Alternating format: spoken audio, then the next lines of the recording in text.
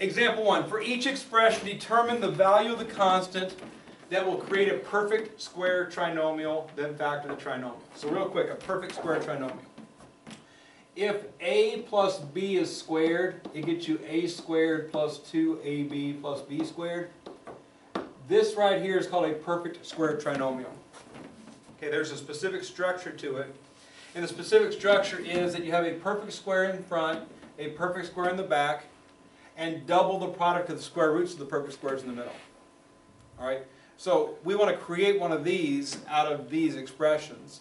What we want to do is we want to focus specifically on the first term being a perfect square and the middle term being anything, x.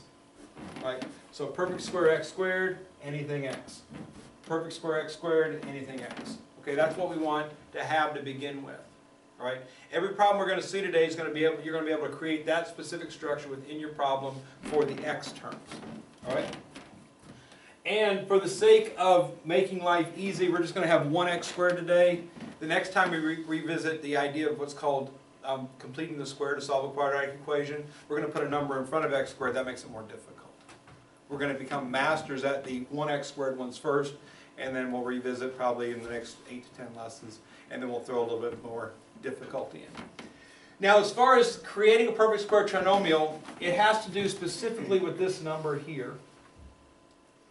All right, so you always want the x squared followed by some number x, and you're looking for the magical number here that creates a perfect square trinomial. And that magical number is exactly half of that number squared.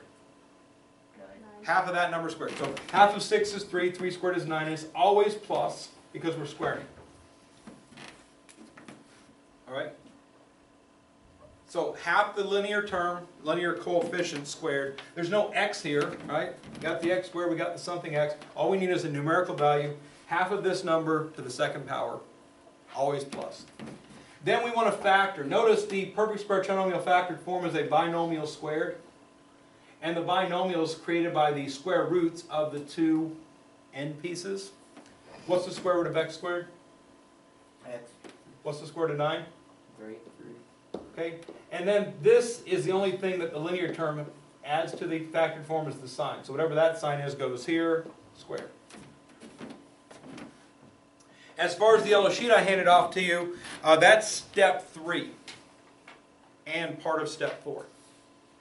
Step 3 is adding the 9. Step 4, the front part of step 4 is factor the trinomial. Okay. Look at example B. We have x squared plus 10x plus something, and the magic number is going to be half of 10, which is 5. 5 squared is 25. All right, so again, to get the magic number, you simply take half of this.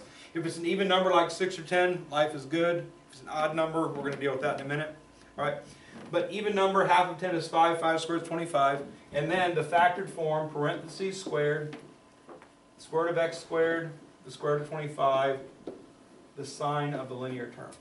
So x plus 5 squared is how it factors. So completing the square itself, this is what adding the 9 and adding 25 is called completing the square. Factoring a perfect square trinomial is very simple. Square root, sign squared.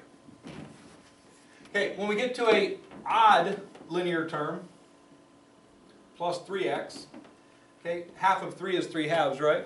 Mm-hmm. Just write it like that. Oh.